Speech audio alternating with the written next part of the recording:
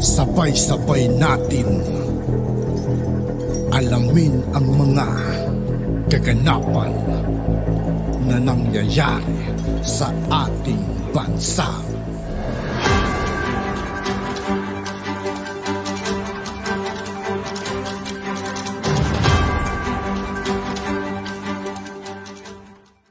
Yo, what's up mga kaibigan? This is I2K po again. Ngayon nandito naman ulit tayo sa channel ni Pinas News Insider. Dito naman ulit tayo magbibigay ng komento at reaksyon. Kaya samahan nyo ako guys.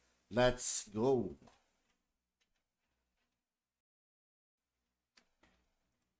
Sa mundo ng social media, ang di umano'y balitang Pangulong Bongbong Marcos sumugod sa Davao. ICC, walang puwang sa Pilipinas. Kaya Marcos at Duterte nagkaisa na para sa taong bayan. Pero bago ang lahat, kung bago ka pa lamang sa aming channel, sa lahat ng hindi pa nakasubscribe mga kaibigan kay Pinas News Insider, mag-subscribe na po tayo at huwag nyo rin pong kalimutan mag-subscribe dito sa aking channel. Huwag kalimutang mag-subscribe at i-click ang notification bell para mas maging updated ka palalo sa lahat pa ng bagong video na i-upload namin. At eto na nga mga kababayan, sa mga nagdaang araw, tila naging mainit ang usapan sa pagitan ng Marcos at Duterte. At kasama nga dito ang usapin patungkol sa ICC at ang umuugong na pag-aaresto di umano kay dating Pangulong Duterte, dating presidential spokesperson Harry Roque. Tila pinangalanan kung sino ang nasa likod ng planong pagpaparesto di umano kay dating Pangulong Duterte. Ayon dito, si dating Senator Antonio Trillanes ang may gustong ipaaresto di umano ang dating Pangulong Rodrigo Duterte. Paliwanag pa ni Attorney Harry Roque na ang dating senador na si Antonio Trillanes di umano mismo ang naging complainant sa ICC or International Criminal Court kaugnay sa naging war on drugs ng Administrasyong Duterte. At mismong si Trillanes ang nagsabi na tapos na ang ginawang investigasyon ng ICC at siguradong ang kasunod nito ay ang paghahain ng warrant of arrest laban sa dating Pangulo. At bukod kay Trillanes, may tatlo pa di umanong source si Attorney Harry Roque na magpapatunay na totoong aarestuhin na di umano si dating Pangulong Duterte. Ipinunto rin ni Attorney Harry Roque na kung sakaling aarestuhin ang dating Pangulo ay sigurado di umanong magkakagulo ang Pilipinas dahil ngayong umuugong pa lamang na aarestuhin ang dating Pangulo ay marami na agad ang nagpahayag at nagpaabot ng kanilang suporta. Ano pa kaya kung ito ay magkatotoo na? Baka magka-people power na. At sa gitna ng impormasyon na may warrant of arrest na di umano ang dating Pangulo mula sa ICC, ay nagbanta ito na babarilin niya ang susubok na umaresto sa kanya at mahuhuli lang daw siya kapag siya ay namatay. At sa isang radio interview kay dating Pangulong Duterte, sinabi nito na walang jurisdiction sa Pilipinas ang ICC, na pareho ring sinabi ni Pangulong Bongbong Marcos. At ilang araw matapos banatan ng mga Duterte si Pangulong Bongbong Marcos ay nagbigay ito ng isang pahayag na naniniwala ang dating Pangulong Duterte na walang kinalaman si Marcos sa warrant of arrest sa kanya. At sa kaugnay namang balita, Pangulong Bongbong Marcos muling nanindigan na hindi makikipagtulungan ng Pilipinas sa investigasyon ng ICC sa war on drugs ng Administrasyong Duterte. Ayon kay Pangulong Bongbong Marcos, walang jurisdiksyon ng ICC sa Pilipinas at kung nandito aniya sa bansa ang investigador ay walang ahensya ng pamahalaan ang magbibigay tulong sa kanilang investigasyon. At atin niyang matatandaan kamakailan lamang pumunta ng Davao City si Pangulong Bongbong Marcos para magbigay katuparan sa malalaking proyekto at magpatuloy sa proyektong sinimulan ng Administrasyong Duterte. At sa kaganapan sa baluarte ng mga Duterte ay magkasama pa si Vice President Sara Duterte at Pangulong Bongbong Marcos sa paglulunsad ng isang proyekto labis na makakatulong sa kababayan natin sa Mindanao. Kaya ayon sa ating mga kababayan ay tila isa itong senyales ng muling pagkakaisa at pagkakaibigan ng dalawang pamilya. Hindi man naging maganda ang naging parinigan ng dalawang kampo ay tila muli namang umuusbong ang kapatawaran dahil sa kanilang hangarin na mapabuti ang bansang Pilipinas. Samantala, hindi naman mapigilan ng marami sa ating mga kababayan ang magbigay ng kanilang hinaingat komento sa mundo ng social media. At ayon pa sa kanila, adik lang ang ayaw sa war on drugs. Sa aming matino, pabor nga sa amin nagkaroon ng peace and order sa lahat ng barangay. Walang adik sa lansangan na gagawa ng masama. Kaya di tayo umuunlad dahil sa pakikialam ng mga dayuhan sa mga maling sistema na pinatutupad nila sa atin. Laging pabor sa kanilang interes at hindi interes ng mga mahihirap na bansa. Mahal na Pangulo, magsasalita po sana kayo ng madalas. Naniniwala po ako, sinisira talaga kayo ng mga malapit sa inyo. May tinatagong inggit at galit sa inyo. Solid pa rin ang unit team. Hindi nyo ito kayang buwagin. Magtiwala lang sa ating mahal na PBBM at mahal na Super Inday, Ma'am Sara. Ganyan po sana, Mr. President. Sasagutin niyo po sana lahat ng mga mahalagang issue na napag-uusapan o nangyayari sa ating bansa na kayo lang po ang maari makapagbigay linaw.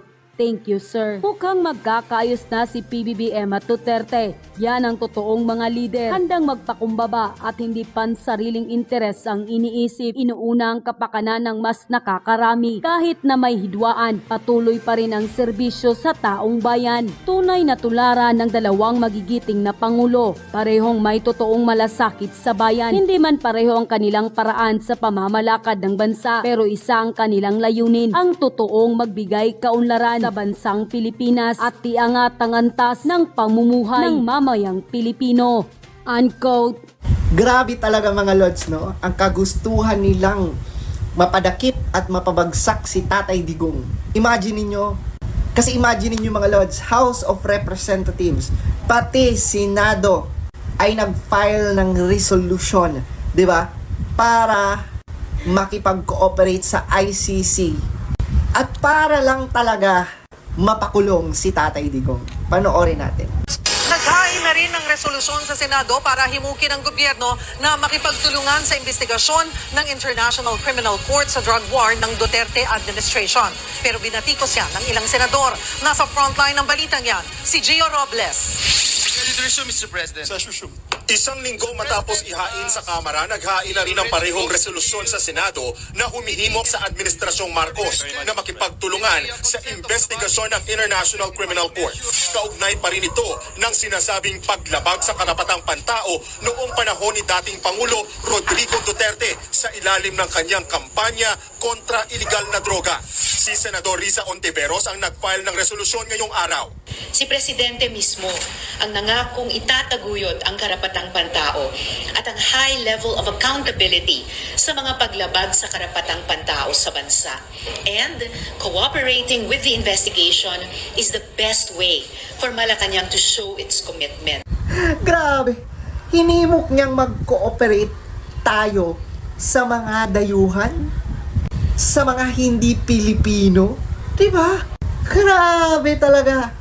Imagine niyo, willing silang pumunta doon na level para lang talaga, 'di ba? Para lang talaga mapabagsak, no, at mapakulong, 'di ba? Si former President Duterte. Hindi na nila inisip ang dignidad, hindi na nila inisip kung ano ang risk na pwedeng mangyari niyan sa bansa natin. Basta sila gusto lang talaga nilang patumbahin, no? Si Tatay Digong, grabe talaga. Sige lang, di ba, mag-join force kayong lahat. Di ba? Kasi at the end of the day, sa mga nangyayari ngayon mga lords, nasa taong bayan pa rin. Di ba? Nasa taong bayan pa rin.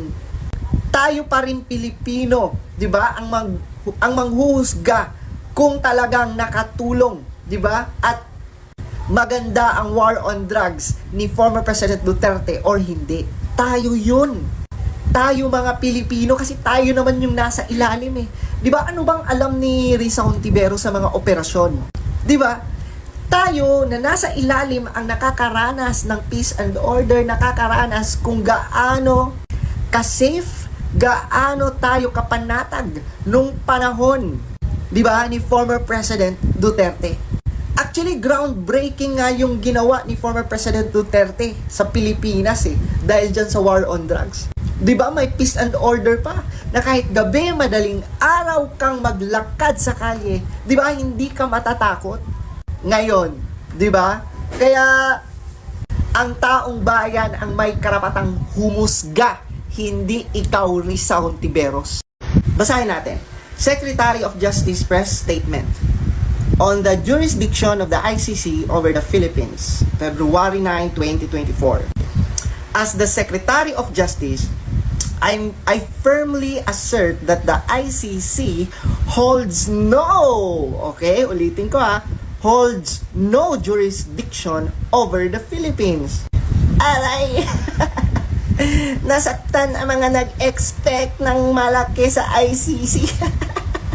Diba? Simula pa lang, wala talaga silang karapatang magdakip ng mga Pilipino. Lalo na, si former President Duterte is 16th, diba? President yan ng Republic of the Philippines. Nag-iisip ba kayo? Ano na lang kaya iisipin ng buong mundo? Diba? Kung iaalaw natin na ang isang dayuhan, diba, ay mag-rule over, no, sa ating justice. Kung dito nga, hindi nila mapatunayan, diba? Sa mga ibang lahi pa kaya. Our nation as a sovereign entity possesses the inherent right to determine our own legal framework and address internal matters without any interference from external bodies. Ito din kasing Secretary of Justice, ang dami nyo pa kasing paek-ek-ek-ek. Diba? Ang dami nyo pa kasing pasikot-sikot. Diba? Sabi nga mismo ni President BBM na wala ngang karapatan at hindi dapat ialaw ang ICC. Kayo kasi, nilalaro nyo ang media, pinapaikot-ikot nyo. May pasabi-sabi pa kayong pinag-aaralan, ang pagpasok ng ICC, di ba? Tingnan mo, asang-asa na tuloy yung, di ba, mga nag-e-expect na talagang tatalab yung ICC. Diba? Kaya Trillanes, no, De Lima, at saka yung mga nag-e-expect na ang akala nila mag-rule over yung ICC. Better luck next time. Task Force Davao is a, ano ba yun? Parang hindi siya detachment kasi maliit ang detachment. It's not even exactly a brigade, but it's a unit of the Philippine Army whose job is counterterrorism and anti-terrorism. And they have helped keep the peace in Davao for so long already. Ilang dekada na yan. Shout out sa Davao kay Quadruple L. Hi kay Ray Vincent and at King Lucio. Okay. So, the rumor mill says, okay, please emphasize, the rumor mill says na yung reason kung bakit tatanggalin daw o didismantle na ang Task Force Davao is officially wala na daw siya. Wala nang need. Okay? Pero unofficially, because if ever it should come to the point where the former president may have to answer to the law, baka daw protektahan siya ng Task Force Davao. Bago lumabas ang mga rumors tungkol dito, may mga aksyon na nakita tayo. Halimbawa, pinananagot daw ang ilang mga pulis na pumunta dun sa Davao rally ng ating Pangulo. At di umano'y pinag-iinitan ng mga opisyalis ng gobyerno. Ang mga ilang analyst nagsabi na kapag dinismantle ang Task Force Davao, we know that this is a precursor to something big. Agree naman ako doon. Dahil isa pa sa mga pangunahin na pangyayari ay yung pag-question sa ilang daan daw na barel ng dating presidente. Never mind kung cover dito ng mga licenses at updated sila, kinwestiyon pa rin ang kanyang ownership ng mga yon.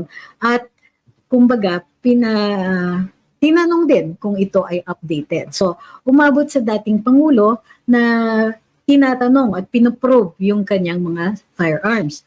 And nadinig niya na ilan sa kanyang mga kaalyado o mga tao na associated sa kanya ay tinitignan din at pinoprobe din doon sa kanilang ownership ng mga baril. Today, rumagsa ang rumor, super emphasize rumor para hindi nila tayo i-accuse ng A, nagpapaniwala or B, rumor mongering. Okay. So, lumagsa ang rumor, dala na siguro ng ilang mga social media posts, na may posibilidad na arestuhin ang dati nating Pangulo. Hindi maliwanag kung ano yung charge, hindi maliwanag kung sino yung nagpapaaresto at kung anong base sa anong order ang alleged arrest.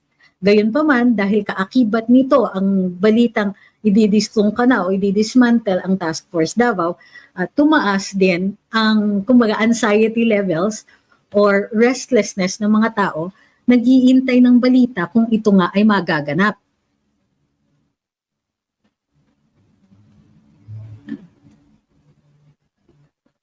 Okay.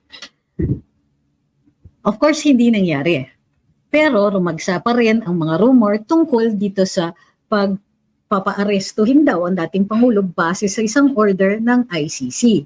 Hindi rin nakatulong na sinasabi ni dating Senador Antonio Trillanes at ilan sa mga tsuwariwap niya na takot yan si Digong sa ICC. Wala, andyan na yung ICC. Nako, mga sir, hindi po stress levels ni dating Pangulo ang pinatataas ninyo, yung inis levels lang namin. Kasi tunog na tunog epal talaga yung mga ganong klaseng salita na hindi naman masubstantiate. So, kanina medyo, dahil lumaragsa nga ang balita, ang daming, how do you call this, mataas ang tempers, abait ko, na ang daming masungit, ang daming nag-iisip, ano ba ang mangyayari dito? Ano nangyayari sa bayan natin? Oh, by the way, kinorek nga pala ako ng isang follower dito tungkol dun sa kasabihan nga na what is happening to our country, General, 1992 daw nangyari yun. Okay. Sabi ni Ma'am Maria Dulce, nakakatakot, parang prelude to another martial law ang lahat ng nangyayari. Lawsuits, threat to civic freedoms targeting leaders and bloggers. Yan. Yan po, yung isa pa, tama po kayo, yan po yung isa pang component ng anxiety levels ng ilang tao. Kasi, nag-umpisa sa parang ang dahan-dahan nililimita ang ating mga karapatan. Na wala namang taong pwedeng gumawa nun, maliban lang kung ito ay, kung yung mga tao ay threat to national security. Pero ito na nga ang mga pangyayari.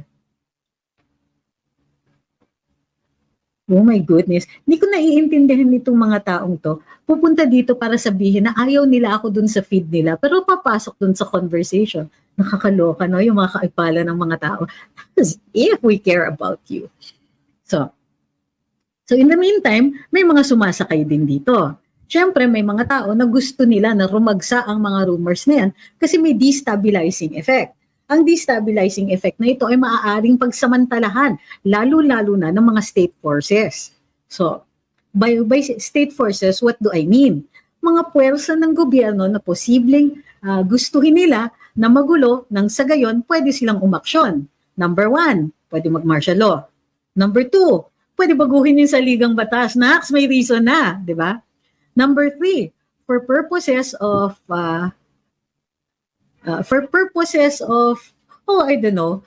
limiting the freedoms of speech, maaari din silang umariba para mag-take down ng mga posts saying na you are a threat to national security. Given these conditions, maaari din silang maghumirit ng, uy, inciting to sedition ka. So, ang mga scurrilous libels are inciting to sedition, and so on. So, dahil din sa mga, nagpatong-patong na yung mga pangyayari. So today, hindi nakakagulat na lumagsa ang ganong klaseng balita. Of course, maalam natin, meron pinanggagalingan po itong rumor na ito. At hindi rin natin masasabing wala siyang basihan. Ngunit, nakita natin na base dun sa mga ilang mga posts ng ilan lang ng mga vloggers, hindi pa yan ragsa, hindi pa yan mga viral ha, biglang nag-announce later in the afternoon ang Chief of Staff ng Armed Forces of the Philippines, si General Romeo Browner, na wala raw katotohanan yung pagdistrungka ng Task Force Davao. And as a matter of fact, dadagdagan pa daw ang mga task force para mas maiging maprotektahan ang bayan. Uy! Bakit? Ano ba ang bumulusok para mag-necessitate ng additional task forces? Ano ba ang nangyari para isipin natin na, kailangan pa natin ng mga task force? Ano yun? Bakit biglang ganon? So, muli, naramdaman na naman natin na, ano ba to? Hindi nyo naman in-address yung mga talagang humaragsang issue. Instead, sasabihin niyo, ay hindi namin pala tatanggalin ang Task Force Davao. Ito yung problema. Dahil humaragsa nga yung mga bali-balita, nagtanong-tanong ako. Hindi ko na lang sasabihin kung sino-sino at ano yung mga command ng mga nakausap natin, pero kinonfirma naman sa akin na go na daw yung pag-dismantle at pag-disarma sa Task Force Davao. Lo and behold, only a few hours later, eto na po si General Browner at pinabubulaanan yung mga ganong salita. Maniniwala sana ako kasi mabait naman yan si General Browner. Straight yan, straight shooter yan. He's a good guy, one of the good guys yan. Ito lang yung problema ko. General Browner announcement came days after nagtanong ang mga tao. Days after lumabas yung balita. Days after pinag-uusapan na siya sa social media. Sa madaling sabi, bakit ngayon lang yung sagot na yan? Uy, walang katotohanan yan. Ay, hindi, maglalagay kami ng mga additional task force. Buti na lang din, mabait ang ating mga media, hindi sila nagtanong, sir, saan pa ba magkakaroon ng mga task force bukod sa Davao? Meron na po ba kayong listahan? Walang nagtanong ng ganon. So, we will never know. Yeah, until much later, kung meron ngang ibang mga task force na itinataguyod. Okay? Yun. At yun na nga mga kababayan. At yun nga po mga kaibigan, dito po nagtatapos ang ating reaction video. Muli ako po si I2K ng Sundalo ng Dunggalo. Maraming salamat sa patuloy na pagsuporta. Yeah, peace out.